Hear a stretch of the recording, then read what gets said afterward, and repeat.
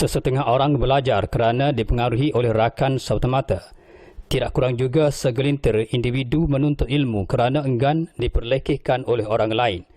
Berbanding individu yang menuntut ilmu kerana minat yang mendalam akan mencapai kejayaan yang diharapkan. Paling penting dalam apa yang dipelajari itu adalah dengan niat yang satu, iaitu untuk berbakti dan membantu orang ramai yang pasti memerlukan bantuannya kelak. Adalah seorang yang berfikiran waras, malah patut dipuji. Begitu halnya dengan pakar perubatan tradisional Cik Idris Awang Nur atau lebih mesra dipanggil Pak Sudris dari kampung seberang Pasir Mas Salur, Pasir Mas Kelantan berkata, minatnya terhadap silat dan lebih-lebih lagi terhadap ilmu perubatan tradisional mengatasi segala-galanya. Ketika usia 16 tahun, Pak Su belajar silat, tetapi apabila mencecah 18 tahun, barulah minat kepada ilmu perubatan tradisional secara kampung. Ujarnya yang turut mengaku bahawa beliau adalah dari keturunan pendekar ketika ditemui wartawan CRTV di kediamannya berhampiran dengan sebuah jambatan yang menghubungkan laluan Salur, Kota Baru dan Pasir Mas Kelantan. Katanya ketika zaman kanak-kanak beliau gemar tinggal dengan atuknya yang sering dipanggilnya Tok Ayah, dikenali dengan nama Tok Ayah Nikleh, yang ketika itu menetap di Kampung Banggul, Pantai Cahaya Bulan, PCB, Kota Baru, Kelantan, yang mempunyai 5 orang anak dan 247 cucu. Dalam jumlah cucu yang seramai itu, hanya beliau seorang sahaja yang begitu berminat dengan ilmu kebatinan, khususnya yang berkaitan dengan kependekaran dan perubatan tradisional. Pak Sudris yang beria mempelajari ilmu seumpama itu, memandangkan atuknya itu sudah semakin tua. Jadi, pada hematnya, jika tidak diperturunkan kepada generasi yang berhajat sepertinya, amatlah rugi baginya. Justru, beliau sanggup menempuh apa jua cabaran asalkan atuknya itu dapat memperturunkan ilmu kebatinan itu kepadanya. Mungkin kata-katanya itu ada kebenarannya, maka atuknya sanggup memperturunkan segala ilmu yang ada padanya kerana menurut tanggapan atuknya yang juga bahawa di antara sekalian cucu, hanya Pak Sudris sahaja yang layak untuk menerimanya. Maka langkah pertama, beliau dikehendaki membaca, menghabiskan malah memahami setiap isi muka surat yang terkandung dalam buku yang bertulisan Jawi itu, kemudiannya diperdengarkan kepada atuknya. Sudah agak, beliau begitu lancar dan fasih membacanya dan dalam tempoh setahun, beliau telah dapat membaca kesemuanya, kemudian dapat beramal pula dengannya. Tambah Pak Sudris lagi, ketika atuknya meningkat usia 115 tahun, rawatan terpaksa dikurangkan kerana faktor usia.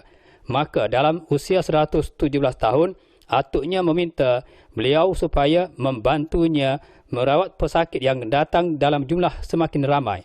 Kepercayaan atuknya di atas kebolehannya itu tidak dipersiakan begitu sahaja, kerana itulah niatnya sejak dulu. Tiap-tiap hari Selasa dan Jumaat, rumahnya sentiasa dipenuhi orang ramai yang memerlukan khidmat rawatan dari Pak Sudris. Beliau memulakan rawatan berkenaan sehingga atuknya itu meninggal ketika berusia 120 tahun. Pak Sudris mula mengambil alih tempat atuknya itu sehingga hari ini yang memakan masa 43 tahun. Adalah menjadi kebiasaan bagi setiap pesakit yang datang ke rumahnya untuk mendapatkan rawatan terus daripada beliau. Sebaliknya, paling kerap ialah ada keluarga pesakit yang datang menjemputnya supaya merawat di rumah masing-masing. Paling jauh sehingga ke Kuala Lumpur, Kedah dan balik pulau di Pulau Pinang. Sebelum rawatan dibuat, Pak Su menggunakan keris pusaka untuk mengesan penyakit dan asal-usul penyakit itu. Katanya sambil menunjukkan sebilah keris pusaka yang dibalut dengan kain kuning.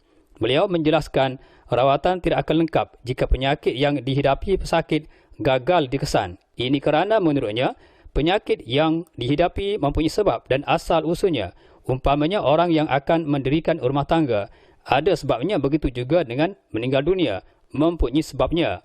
Menurut Pak Sudris, beliau boleh merawat beberapa jenis penyakit seperti bengkak hati, masalah dalam perut, kencing manis, kanser darah tinggi, sakit pinggang termasuk buah pinggang, sembelit, gila meroyan selain penyakit yang berpunca daripada sihir, buang saka, santau atau buatan orang. Caranya beliau akan membuat ujian ke atas pesakit itu terlebih dahulu untuk mengetahui masalah atau sesuatu penyakit yang dihidapi oleh mangsa.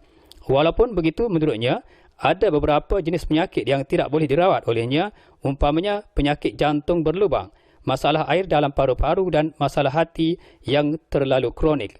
Jika pesakit mengalami masalah sedemikian, beliau menasihatkan pesakit itu supaya berjumpa doktor dengan segera. Setiap penyakit yang boleh dirawat, Pak Su akan berikhtiar dan menyerahkannya kepada Allah, sebab Allah menyuruh umatnya berikhtiar dan memohon bantuan darinya, ujarnya.